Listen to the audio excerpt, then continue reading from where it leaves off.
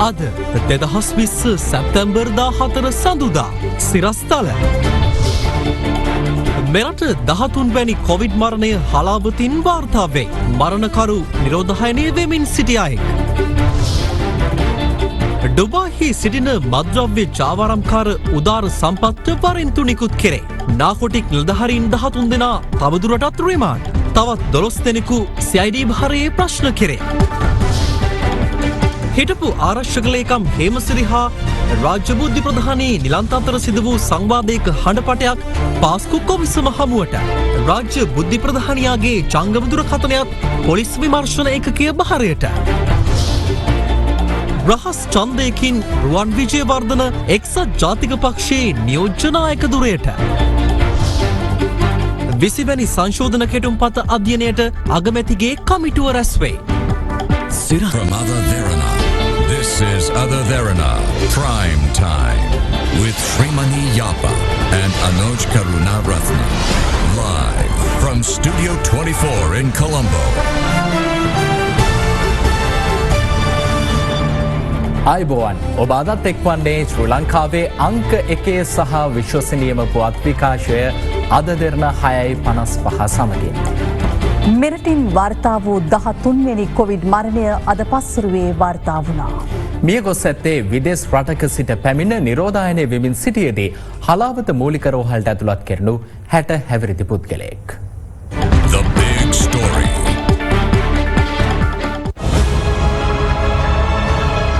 අද පස්වරුවේ හලාවත මූලික රෝහලේදී මියගිය රෝගියා COVID-19 ආසාදිතයෙකු බව වසංගත රෝග පිළිබඳ විශේෂඥ වෛද්‍ය සුදත් සමරවීර මහතා තහවුරු කර තිබෙනවා.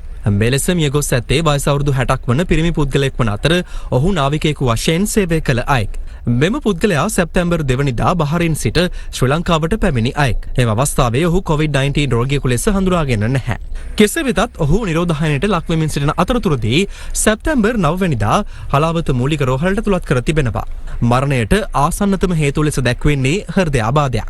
ඔහුගේ දේහය පිළිබඳ අවසන් කටයුතු කොවිඩ් රෙගුලාසිවලට අනුව හලාවත ප්‍රාදේශීය සභාවට අයත් මාදම්පේ ආදාහනාගාරයේදී අද සිදු කිරීමට නියමිතයි.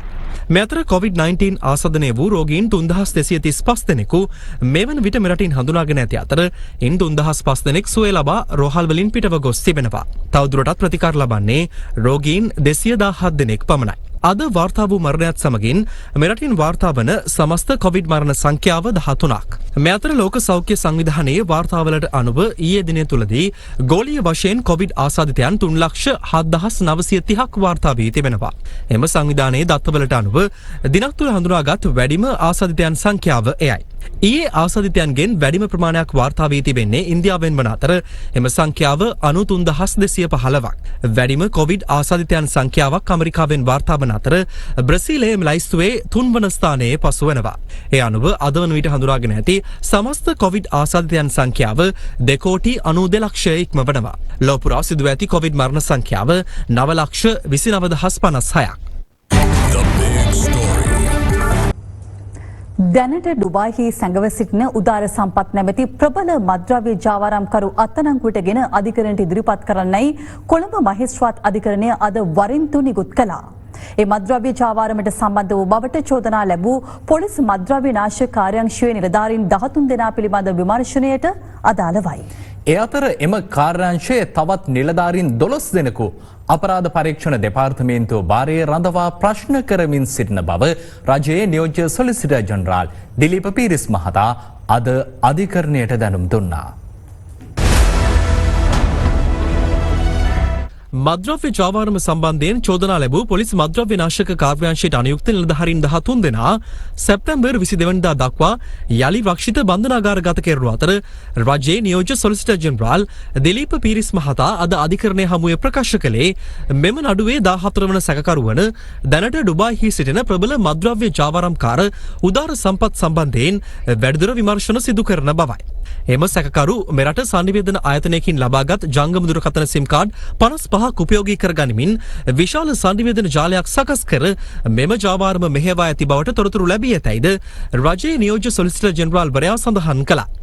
ඒ අනුව උදාර සම්පත් නැමැත්ත අත්අඩංගුවටගෙන අධිකරණයට ඉදිරිපත් කරන ලෙස කොළඹ අතිරේක මහේස්ත්‍රාත් ප්‍රියන්තලීනගේ මහතා අද වරින්තු නිකුත් කළා. මෙම සැකකරුවන් 13 දෙනාට අමතරව පොලිස් මද්‍රව්‍ය නාශක කාර්යාංශයට අනුයුක්ත තවත් නිලධාරීන් 12 දෙනෙකු රැඳවුම් නියෝග මත අපරාධ පරීක්ෂණ දෙපාර්තමේන්තුව භාරයේ රඳවාගෙන ප්‍රශ්න කරමින් සිටින බවද රජයේ නියෝජ්‍ය සොලිසිටර් ජෙනරාල්වරයා අධිකරණයට දන්වා සිටියා. මේ අතර මද්‍රව්‍ය සහ සංවිධානාත්මක අපරාධවලට සම්බන්ධ සැකකරුවන් කිහිප දෙනෙකුම ඊයේ හා අද දිනේ පොලිස් අත්අඩංගුවට ගනු ලැබුවා. හාලියල පොලිසියේ රථවාහන අංශය විසින් බදුල්ල නගර පුරවාසලදී හෙරොයින් පැකට් 100ක් සමග 30 හැවිරිදි පුද්ගලයෙකු අත්අඩංගුවට ගත් අතර සැකකරු හෙරොයින් මත්කුඩු පොලිතින් බෑග්වල අසුරා සිය කලබා ප්‍රදේශයට තබා බැඳ කොළඹ බදුල්ල බස් රථයක ගමන් කරමින් සිට තිබෙනවා. කොහෙන්ද හම්බෙන්නේ? මේවා දැන් මේ කෑල්ල කීයද? මේවා මේ කෑල්ල දෙන්නේ කීයද? විවිධ අපරාධ සම්බන්ධයෙන් චෝදනා ලැබ සිටි කමල් අරුණශාන්ත හෙවත් ආමි කමල් නැමැත්තා වැලිපැන්න පොලිස් නිලධාරීන් කළ වැඩලීමකදී අත්අඩංගුවට ගත් අතර අදාළ අවස්ථාවේ ඔහු සිය පුත්‍රයාද සමග හෙරොයින් පානය කරමින් සිට තිබෙනවා. එහිදී පුත්‍රයා පලා ගොස් ඇති අතර සැකකරු සතු තිබී හෙරොයින් ග්‍රෑම් 10ක් හමුදා නිලැඳුම් 2ක් හා ජංගම දුරකථන 4ක් පොලිස් භාරයට ගැනුණා. ගාල්ල මූලස්ථාන පොලිස් නිලධාරීන් විසින් ගාල්ල නගරය හා ඒ අවඩ ප්‍රදේශයේ මද්‍රව්‍ය ජාවාරම්කරුවන් සොයා සිදු කළ මෙහෙයුමකදී හෙරොයින් ග්‍රෑම් 10 මිලිග්‍රෑම් 560ක් සමග කාන්තාවක් අත්අඩංගුවට ගෙන තිබෙනවා. ඉන්දියාවට පලා ගොස් සැඟවී සිටින බව පැවසෙන සංවිධානාත්මක අපරාධකරුවෙකු වන නලින් චතුරංග හෙවත් අතුරුගිරියේ ලඩියා නැමැත්තාට අයත් බස් රථ 3ක් අතුරුගිරිය පොලිසිය භාරයට ගෙන තිබෙනවා. රුපියල් 1,50,00,000ක් පමණ වටිනා මෙම බස් රථ 3න් ලැබෙන ආදායම ලඩියාගේ බිරිඳගේ බැංකු ගිණුමකට බැර කර ඇති බවයි අනාවරණ වී ඇත්තේ. මේ අතර මහභාගයේ පොලිස් ස්ථානීය නිලධාරීන් විසින් වත්තල බලගල ප්‍රදේශයේ සිදු කළ වැටලීමකදී ත්‍රිරෝද රථයකින් ප්‍රවාහනය කරමින් තිබූ කේරළ ගංජා කිලෝග්‍රෑම් 9ක් සැකකරුවෙකුද සමග පොලිස් භාරයට ගැනුණා. රුපියල් ලක්ෂ 27කට වැඩි වටිනාකමින් යුත් මෙම කේරළ ගංජා තොගය ඉන්දියාවේ සිට මෙරටට ගෙන වූ ඒවා බව අනාවරණ වුණා. සැකකරුගේ බැංකු ගිණුම්ද මෙහිදී පරීක්ෂා කරනු අතර ඉකුත් මාස කිහිපය තුළ එම ගිණුම්වල රුපියල් කෝටියකට ආසන්න මුදලක් සංසරණය වී තිබෙනවා. දැනට සිදු කරන මද්‍රව්‍ය මෙහෙයුම් සම්බන්ධයෙන් බස්නාහිර පළාත භාර ජ්‍යෙෂ්ඨ නියෝජ්‍ය පොලිස්පති දේශබන්දු තෙන්නකෝන් මහතා මෙලෙස අදහස් පළ කළා. ජාවාරම්කාරයෝ 100 දෙනෙක්ගේ විතරක් මුදල් ගනුදෙනු කරලා තියෙන දේවල් account අහුවෙලා තියෙනවා. හාල් වැස්සු නෙමෙයි තෝරුමෝරුන්ගේ ඒ account 102 විතරක් අවුරුදු දෙකකදී මිලියන 2600ක් සල්ලි සංසරණය වෙලා. මුදල් විශුද්ධීකරණ පනත යටතේ මද්‍රව්‍ය ජාවාරම්කරුවන් විසින් ඉපයූ මුදල් නිවාස දේපල යාන වාහන යනාදී සියලු දේපල රාජසන්ත කිරීම සඳහා අවශ්‍ය කරන කටයුතු සූදානම් කරගන්න.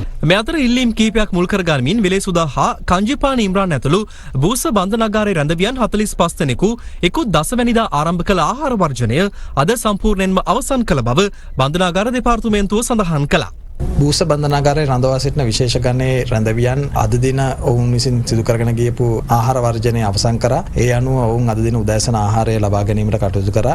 විශේෂයෙන් ඒගොල්ලන්ගේ ඉල්ලීම් තිබුණේ ආරක්ෂාව සම්බන්ධයෙන් අපි අරගෙන තිබ්බ පියවරල් සම්බන්ධයෙන් වන ඉල්ලීම්. ඉතින් ඒවා අපිට කිසිසේත් ඉටු කිරීමට හැකියාවක් තිබෙන්නේ නැහැ. මානුෂීය වශයෙන් යම්කිසි ගැටලුවක් තියෙනවා නම් අපි ඒක ඒගොල්ලන්ට පහසුකම් සලසන්න බලාපොරොත්තු වෙනවා.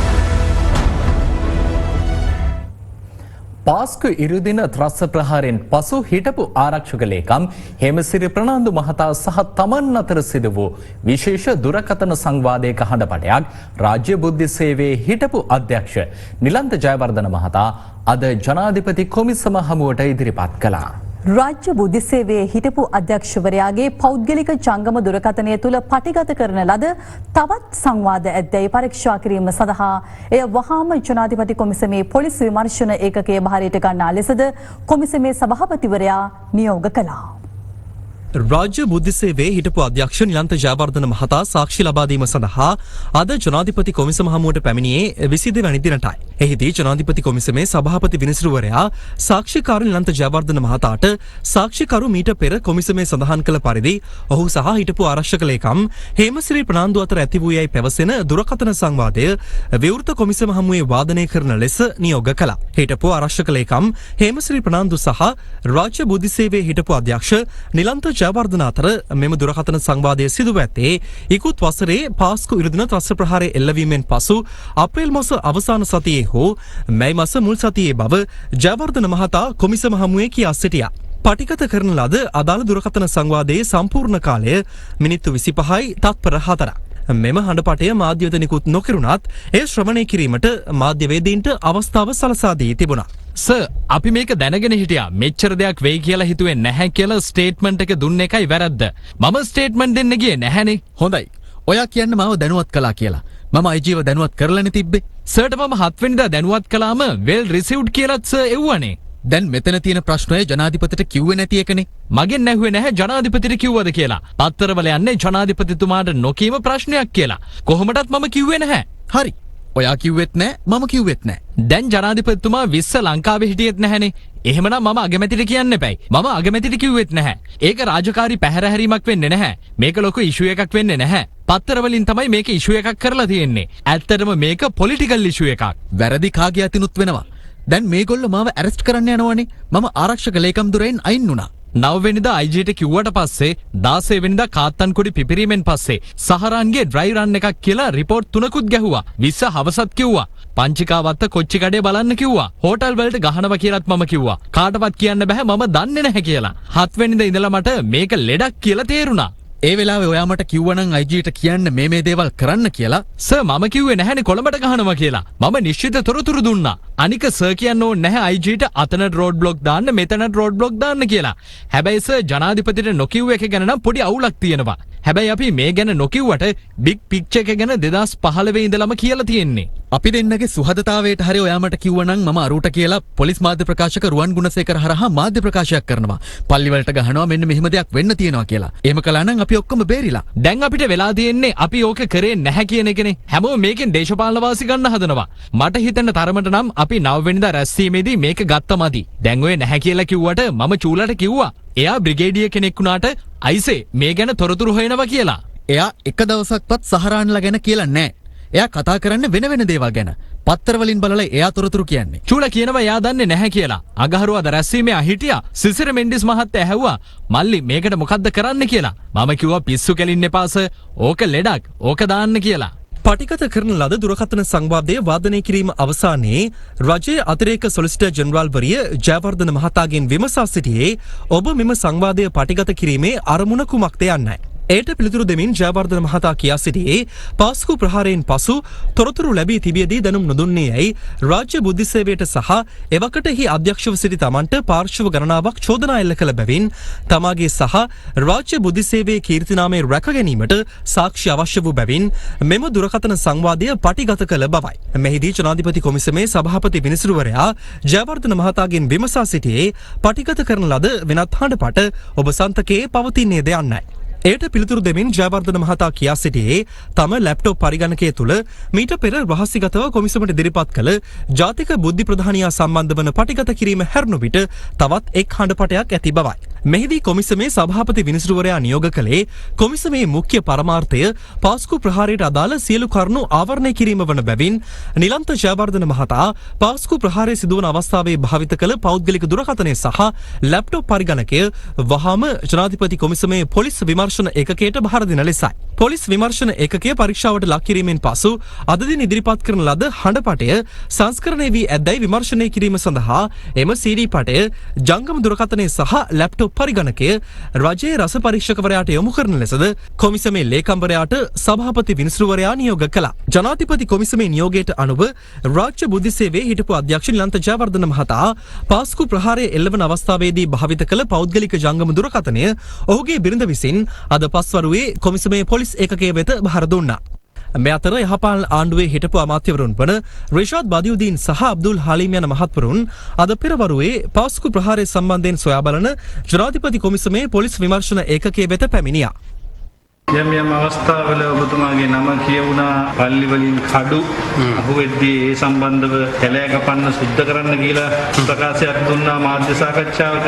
ඒ සම්බන්ධව ඇහුවොත් එදා කාලේ ප්‍රකාශනය මම අද දැක්කා අපේ පොලිස් නිලධාරී මට පෙන්නලා මගේ මියම් ප්‍රශ්නයක් කරා. ඇත්ත මගේ කටින් කඩු කියලා කතාවක් කියලා නැහැ. ඒ කියන්නේ සහරාන්ගේ ප්‍රහාරයයි ඔබයි අතර සම්බන්ධයක් ගැනනේ අහනවා ඇත්තේ ඔය. නෑ සහරාන් ගැන කිසිම වචනයක් මගෙන් අහුව නෑ. සහරාන් මම ජීවිතේට දැකලත් නෑ. දුරකථනය හරි මං කතා කරලත් නෑ.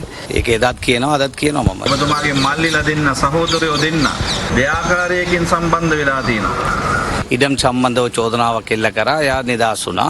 අනිත් සහෝදරයාට කිසිම පදනම් විරහිතව PTA යටතේ එතුමාව අත්අඩංගුවට අරගෙන තියෙනවා. නිර්දෝෂීභාවය කවදා හරි එළි වෙයිනේ. ඒ නැකන් අපි ඉවසීමක ඉමු.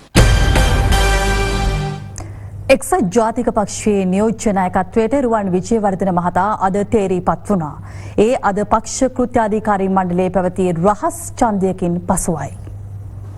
එක්සත් ජාතික පක්ෂයේ කෘත්‍යාධිකාරී මණ්ඩලය අද පස්වරුවේ සිරිකොත පක්ෂ මූලස්ථානයේදී රැස් වුණා. එහිදී පක්ෂ නියෝජ්‍ය නායක දුරය සඳහා රවී කරුණානායක මහතා සහ රුවන් විජේවර්ධන මහතා ඉදිරිපත් වුණා. එයනු පැවති රහස් ඡන්දයෙන් ඡන්ද 28ට 10ක් වශයෙන් වැඩි ඡන්ද 18ක් ලබා ගනිමින් රුවන් විජේවර්ධන මහතා තනතුරට තේරීපත්ව තිබෙනවා. මම කිව්වා මේ පක්ෂය සියලු දෙනා එකමුතුකමින් මේ තනතුරු සඳහා තෝරාපත් කර ගැනීම කරන්න බෙදීමකින් තොරව කියලා. නමුත් සමහර අයගේ තිබිච්ච යම් යම් අදහස් නිසා ඡන්දයක් විමසනු ලැබුවා. ඒ ඡන්දය අනුව රුවන් නියෝජ්‍ය නායක හැටියට තෝරාපත් කරගත්තා. කෘත්‍යාධිකාරී මණ්ඩල රැස්වීම අවසන් වන අවස්ථාවේදී රුවන් විජේවර්ධන මහතා පිළිගැනීම වෙනුවෙන් ඔහුගේ පාක්ෂිකයින් සිරිකොත ඉදිරිපිට රැස්ව සිටියා.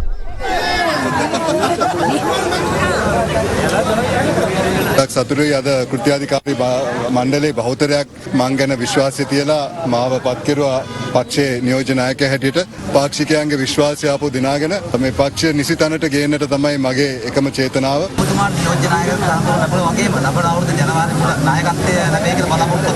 ඉදිරියේදී නායකත්වයටත් ඉදිරිපත් වෙන්න මම බලාපොරොත්තුවක් තියෙනවා.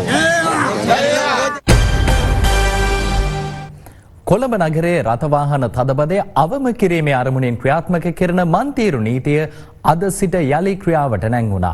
මාර්ග හතරක් ඔස්සේ මෙම මන්තීරු නීතිය ක්‍රියාත්මක කරන අතර එම නීතිය පිළි නොපදින රියදුරන්ට එරෙහිව නීතිමය ක්‍රියාමාර්ග ගන්නා ලෙස සියලු පොලිස් නිලධාරීන් වෙත උපදෙස් ලබා දී තිබෙනවා. මහනුවර කොළඹ මාර්ගය, මීගමුව කොළඹ මාර්ගය, ගාලුපාර හයිලෙවල් මාර්ගයේ සහ පාර්ලිමේන්තු මාර්ගය යන ප්‍රධාන මාර්ග පහෙන් දෛනිකව රථවාහන ලක්ෂ 5ක් පමණ කොළඹ නගරයට පිවිසෙන අතර ඒ හේතුවෙන් නගර සීමාව තුළ සාමාන්‍ය වේගය පැයට කිලෝමීටර් 25ක් පමණ දක්වා පහත වැටී තිබෙනවා. ඇතැම් රියදුරන්ගේ නොහික්මුණු රියධාවනය නිසාද රථවාහන තදබදය අධික වී තිබෙනවා. ඒ අනුව මේ තත්ත්වයට පිළියමක් ලෙස ශ්‍රී ජයවර්ධනපුර මාවත බේස්ලයින් හයිලෙවල් සහ ගාලුපාර යන මාර්ග 4 ඉලක්ක කර මන්තීරු නීතිය ක්‍රියාත්මක කිරීම අද පෙරවරුවේ ආරම්භ කෙරුණා.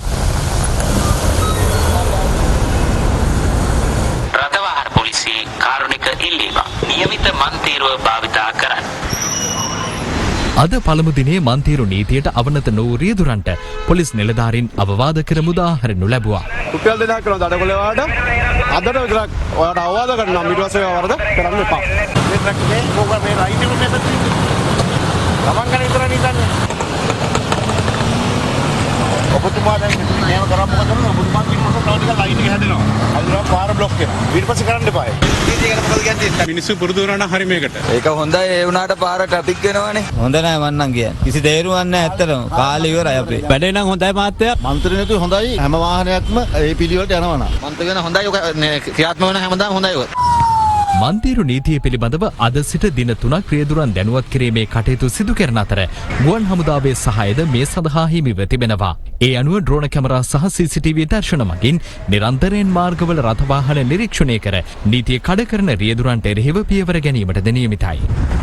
දැන් මේ දවස් තුනම කිසිම දඩ ගැසීමක් නඩු දැමීමක් කිසි දෙයක් කරෙන්නේ නැහැ. මේක රියදුරන්ව දැනුවත් කරන ප්‍රෝග්‍රෑම් එකක් වෙලිවලා. අපි බලනවා ඇවිල්ලා මේගොල්ලන් කොහොමද මේක දක්වන ප්‍රතිචාරය කියලා. ඊට පස්සේ යම්කිසි කාල සීමාවක් හුරුුණාට පස්සේ නීතිය අධික ක්‍රියාත්මක කරන බලාපොරොත්තු තමයි මේ නියමිත ලේඩි කියන්නේ තියයි සම්පත්. මේක සර් මේක පටන් ගැම්මේ අවහිරයක් කරනවා මොකද මේ කට්ටිය අපි ලේන් වලට ඇතුළත් කරනකොට. ඉතින් ඒක අනිත් අයට පේන්න පුළුවන් මේක අද දවසේ හොඳ වාහනේම නරක ප්‍රතිචාරයක් මට ලැබුණා. කොළඹ නගර සීමාවෙන් එහා පැත්තේ මේ වැඩ පිළිවෙල නිසා යම්කිසි බ්ලොක් එකක් ඇති වෙලා තියෙනවා කියලා. පළවෙනි දවසේ මේක සාර්ථක වෙයි කියලා කොහොමද බලාපොරොත්තු වෙන්නේ නැහැ වෙලා මම හිතන අදට වැඩිය හෙට හොඳ වෙයි. ඒක අනිද්දා ඒ වගේම ඉදිරියට යනකොට වෙලා හොඳ වෙයි.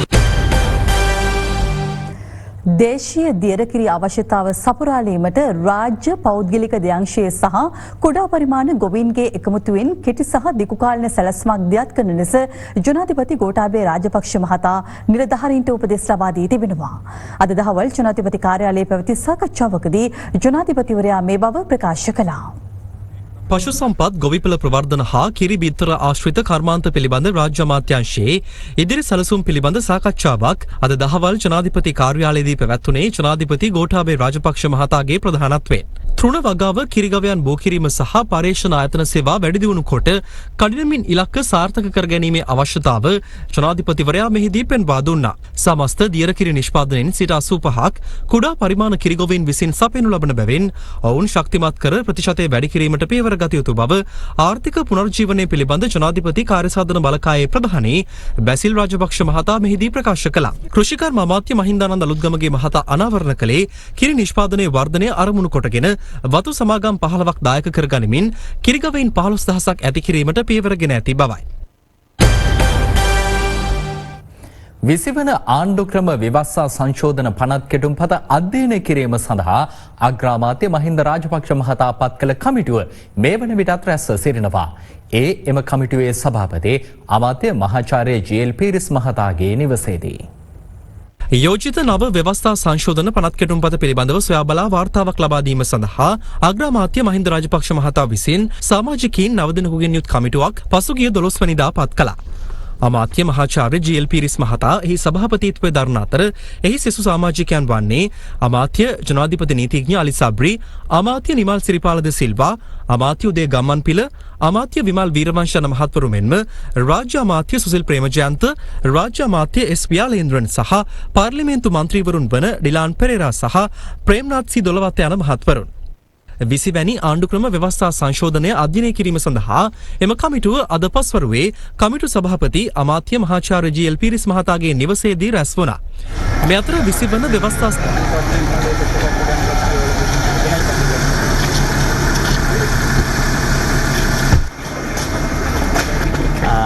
විශ්වන සංශෝධනය පිළිබඳ ගැඹුරින් අධ්‍යයනය කරනවා. අධ්‍යයනය කිරීම අවසානයේ තමයි වෙනසක් වෙනව නැද්ද කියන එක තීරණය වෙන්නේ. සංවාදයේදී මතුවෙන බරපතලකම් අනුව සංවාදය අධින් විවර වෙයිද නැද්ද කියන එක තීරණය වෙනවා. කෙටුම්පත හදන්න සම්බන්ධ වෙලා නැහැ. ඒක නිසා ගැන කෙනෙක් කියන්නේ. මේ ඔබතුමා දැනුවත් මේක කවුද හදලා තියෙන්නේ කියලා? අමාත්‍ය මණ්ඩලය ඉදිරිපත් කරේ අලි සබ්රි ඇමතුමා. ඒකට කියන්නේ මේ නීති කෙටුම්පත් දෙපාර්තමේන්තුවෙන් සකස් කර බවටයි තමයි අමාත්‍ය මණ්ඩලය දැනුම් මේ අතර 20 වැනි ව්‍යවස්ථා සංශෝධනය පිළිබඳව සමගී ජනබලවේගයේද අදහස් පළ කළා. දැන් මේක ඉදිරිපත් කරපු වෙලාවේ පළවෙනි කැබිනට් රැස්වීම අවසන් වෙලා ආණ්ඩුවේ මාධ්‍ය ප්‍රකාශකවරු සහ ආණ්ඩුවේ අදහස් ඉදිරිපත් කරපු මැති ඇමතුරු කිව්වේ 20 වැනි සංශෝධනයේ කවුරු විරුද්ධ වුණත් ගේනවයි කියලා. දැන් ඒක අකුලා ගනිමින් ඉඳනවයි කියලා අපිට පේනවා. මත ගැටුම් ඇති වෙලා. විමල් වීරවංශ මැතිතුමා ඊයේ කියනවා මම අහගෙන මේ 20 වෙනි සංශෝධනය පිළිබඳව ඔවුන්ට බරපතල සංශෝධන ගණනාවක් තිබෙනවයි කියලා. ඒත් එක්ම ඔහු තාමත් අපූර්ව කතාවක් කියනවා. ඒක තමයි හොඳ විවස්ථා සංශෝධන ඉදිරිපත් කිරීමෙන් ජනතාවගේ බඩකට පෙරෙන්නේ නැහැ කියලා. අපිත් කියන්නේ ඒකමයි.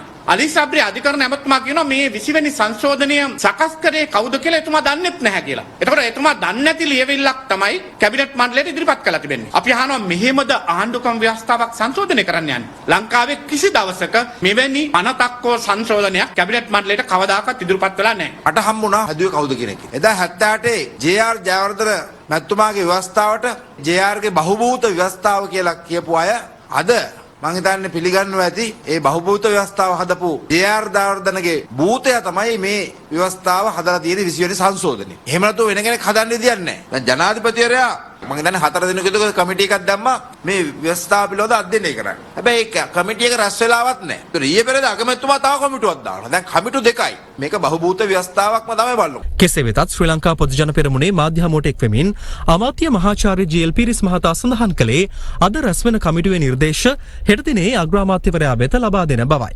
අද හවස රැස් වෙලා 20 වන සංශෝධනය සමස්තයක් හැටියට අරන් වගන්තිය අපි ගැඹුරෙන් විශ්ලේෂණය කරනවා. එසේ කිරීමෙන් පසු අපේ නිගමන අපි හෙට අඟහරුවාදා අගමැතිතුමාට දැනුම් දෙනවා. අදාදා හවස කැබිනට් මණ්ඩලයේ රැස්වීමක් තිබෙනවා. ඒ කැබිනට් මණ්ඩලයට අපි ඉදිරිපත් කරනවා ඒ කමිටුවේ නිර්දේශ හා නිගමන. ඉන් පසුව තමයි මේ සම්බන්ධයෙන් අනුගමනය කළ යුතු ක්‍රමවේද පිළිබඳ අවසාන තීරණ ගනු ලබන්නේ. ඉතාමත් ඉක්මනින් විසඳිය යුතු යම් ප්‍රශ්න තිබෙනවා. ඒවා දීර්ඝ කාලයක් කල් දමන්නට පුළුවන් කමක් නැහැ. ඒ සීමිත අරමුණ ඇතිව තමයි 20 වන සංශෝධනය නිර්මාණය වන්නේ. කිසිම රටක ආණ්ඩුක්‍රම ව්‍යවස්ථාවක එක පුද්ගලයෙක් හැදුවේ නැහැ. ආණ්ඩුක්‍රම ව්‍යවස්ථාවක ඉදිරිපත් කරන්නේ ආණ්ඩුව. ඒකට ඒ සම්බන්ධයෙන් මුළු ආණ්ඩුවම වගකීම බාර ගන්නවා. කියවලුන් රජ වූ ගමක්